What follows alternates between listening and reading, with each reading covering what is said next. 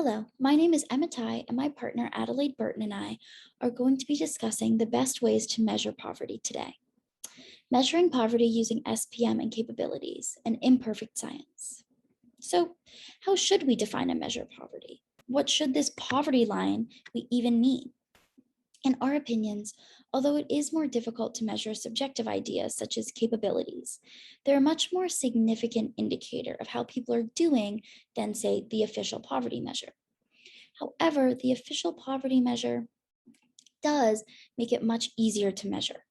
So we propose that the best actually measurable method we have is the supplemental poverty measure. So what do all these terms mean? The official poverty measure in the US is what we consider to be the least valuable measurement because it's far too simplistic and outdated. The OPM compares a household or individual's pre-tax cash income with a metric that is 3 times a basic food bundle in 1963, adjusted for inflation. A basic food bundle is enough food to nourish oneself and one's family. Notably, it does not include non-cash benefits that one receives from the government. So we pose the question, is 3 times the 1963 basic food bundle enough in 2021? And the answer is no. First off, the average American home pays for food with about 1/6 of their income, not 1/3. Secondly, according to the OPM, a family of 4 that makes more than $26,000 gross annual pre-tax income is not in poverty. That could be enough for an American family to get by and pay for food, shelter, clothing, and utilities, but it doesn't take into account location. The median monthly rent for a 1-bedroom apartment in New York City is $3,800, or about $45,000 annually. There's no way that a family making $26,000 a year, although considered to not be in poverty by the OPM, can get by in New York. So the OPM is easy to measure, and it's a direct cutoff point, which makes it easy. However, it's far too simple.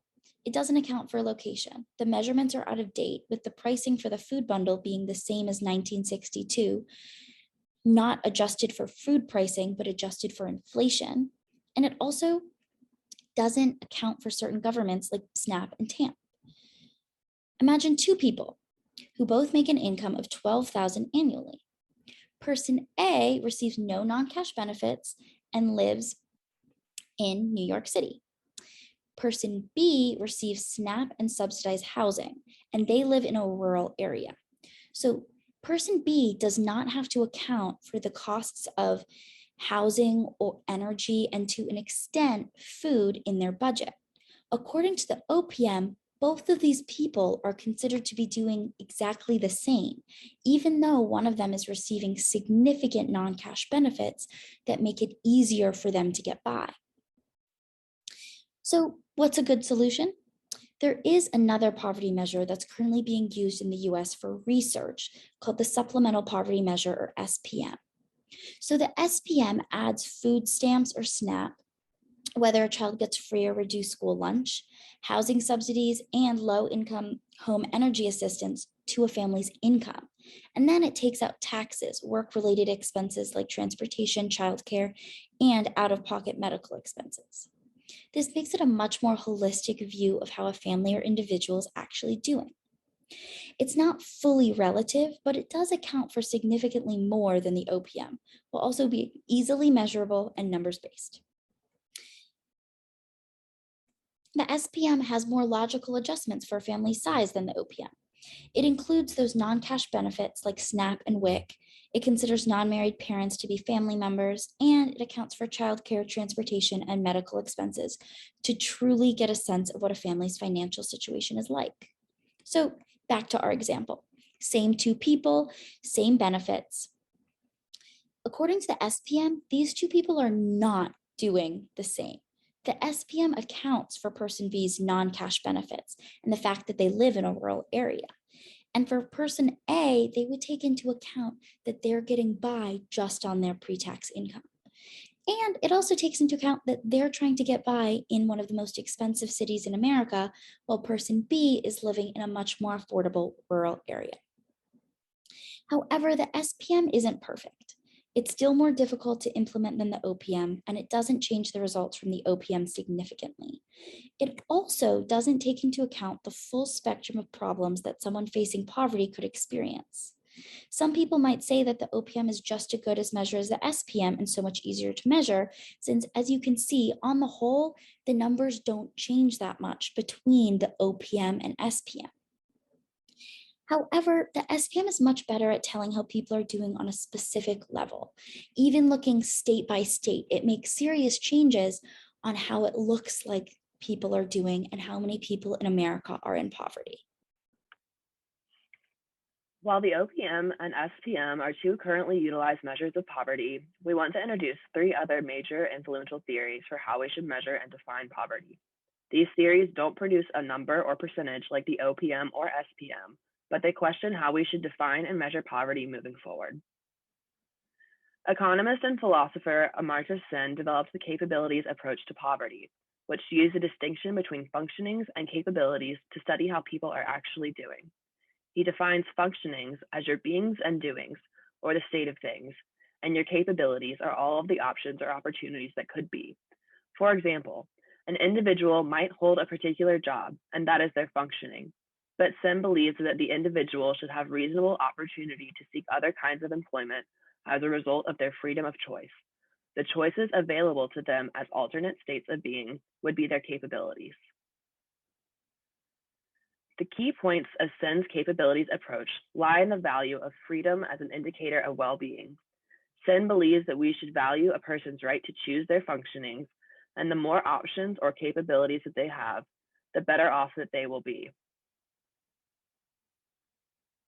Nussbaum took this idea a bit further and attempted to define the 10 most important capabilities for well-being. Although there is reasonable dispute over this list, the terms are defined to include flexibility to apply the list across different communities or countries. Nussbaum believes that the government should work to improve capabilities, but leave the freedom to choose up to the individual. In a very different approach, Robert Rector attempted to redefine poverty in 2011 and argued that Americans had an inaccurate concept of poverty. Through charts and statistics, Rector argued that since many people who qualify as poor under the OPM have amenities like cable TV and refrigerators in their home, the OPM overestimates the severity of poverty.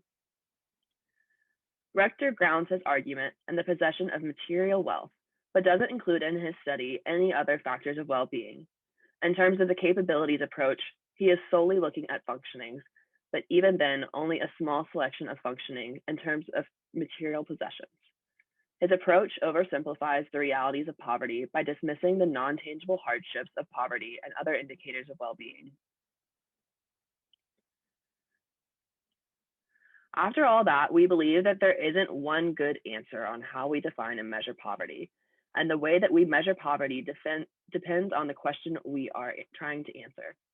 But to simplify that, we believe that the OPM is the best measure of poverty for policy, since it is simple, clear, and generally accepted. The SPM is a better measure of poverty that accounts for more human dimensions and is a more accurate measure of how people are doing. But since there are so many variables, the formulation of the SPM can be complicated, with disagreement on thresholds and the inclusion of certain factors.